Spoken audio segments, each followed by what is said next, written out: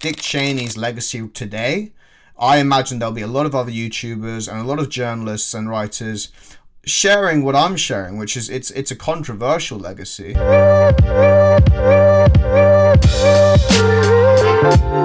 Dick Cheney died, and I figured it would be a good opportunity to talk about him and the neoconservative movement, which is seeing a bit of a backlash today. I think it's receded quite a lot today, but it is important to talk about it, because by talking about it you get to understand, okay, well, where is American foreign policy today? How close or far away is it from the neoconservative movement embodied by Dick Cheney and fellows like him?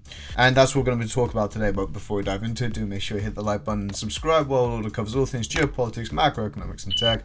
Without further ado, let's dive into it. Yeah, so Dick Cheney's definitely like a controversial figure. He was the architect of the neoconservative movement. The kind of, architect you might say is more to do with maybe Paul Wolfowitz and people like that, but he was definitely the enforcer. He was like, his nickname was Darth Vader. So he's very much like, maybe people like Wolfowitz, maybe like Palpatine, and then Dick Cheney and Donald Rumsfeld, definitely the Darth Vaders and Boba Fett's who went off and enforced George Bush's neoconservative policies during the 2000s. Okay, they were the ones that pushed Bush to invade Iraq and invade Afghanistan and so on. And that, from a very young age, I was very against that policy, and till this day, I've developed a bit more understanding of it and why they went into it. But I'm still against the policy. I think, look, again, when I say I've come to understand Dick Cheney's policies a little bit more, what I mean is, I've said this in previous videos, that Dick Cheney, he grew up in an age in which the enforcement of democracy was working in countries like Japan and South Korea, in certain Asian countries.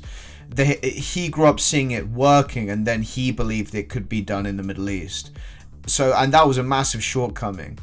But you have to understand, with this whole neoconservative movement as well, I think, there's a lot of like conspiracy theories around 9/11 and so on. Was it an inside job, was it not? Look, that's not my field of expertise. I don't know enough about that. What I would say is, look, they definitely used it as, whatever happened, they definitely used it as an opportunity to further justify their intervention in the Middle East. That I absolutely believe. And Dick Cheney was kind of the architect of that, wasn't he? I mean, even when 9/11 happened, it was him managing the entire thing, well, more so than Bush. And look, those policies have definitely faced a lot of criticism today. I mean, Iraq is, a lot of people argue, is no better off than when it was under Saddam. And Afghanistan as well has just fallen back in the hands of the Taliban. So they didn't really achieve anything. There is this other darker argument, by the way, which I rarely delve into because I'm also quite new to it. But it is like very much the dark side of the force, which is, does a nation, or on a grander stage, a civilization, not need an other, and I put in quotation marks, an evil other, because it's not true. Evil isn't evil doesn't belong to any one civilization or country. It's ridiculous. But the thinking is, does a country or group of countries, or at the grandest level, a civilization, not need an other civilization to compete with?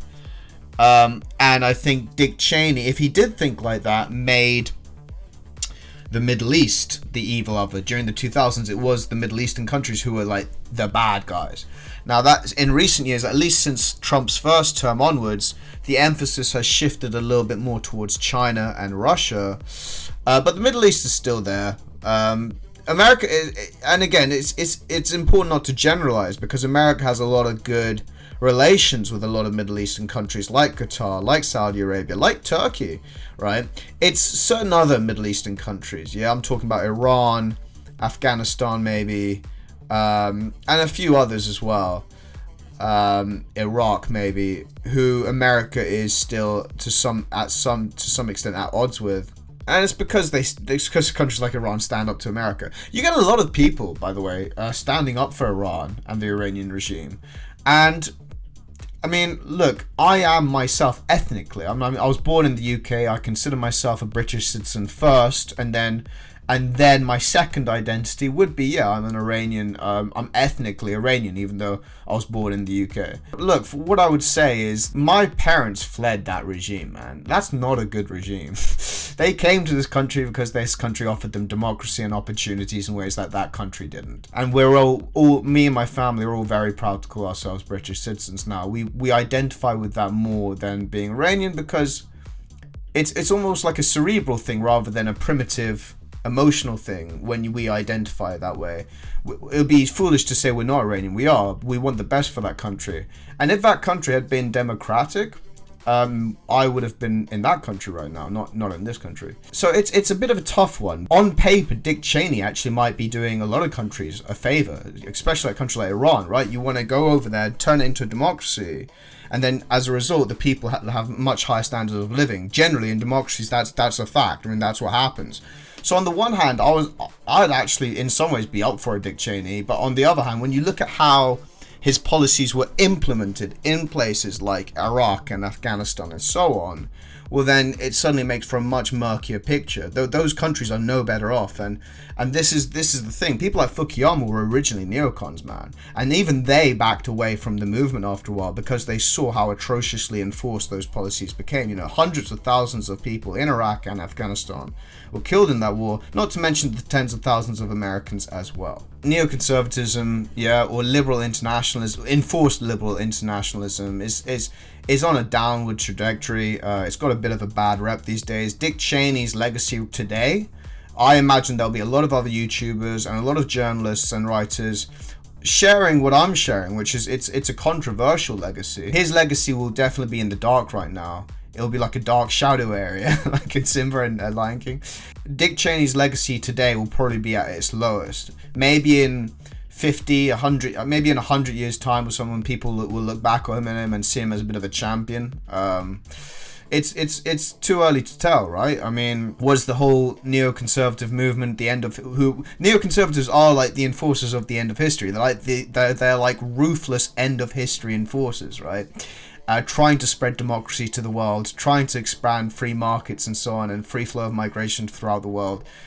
That movement seems to have come to an end, and so Dick Cheney's legacy today will be worse than it will ever have been. I mean, even at the time, people were criticizing him, but then, you know, who knows? Maybe in 100 years' time, if the whole liberal international thing comes back, he'll be seen as a bit of a hero, I imagine. Guys, many thanks for watching. Today was a bit of a short one, but I feel I'd just share my thoughts on, you know, the architect of the unipolar moment in a way. You know, one of the key figures, if not the key figure of that US unipolar moment. If you enjoyed it, do give it a thumbs up. If you're new here, subscribe, and I hope to hear from you all in the comments below. Bye bye.